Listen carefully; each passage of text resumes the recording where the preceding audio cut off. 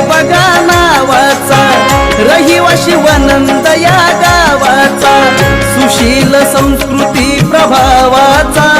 तसा मायाळू लई स्वभावाचा, रुक्मिणी पत्नी शिलवंतानारा, संसारी लावित होती हातभारा,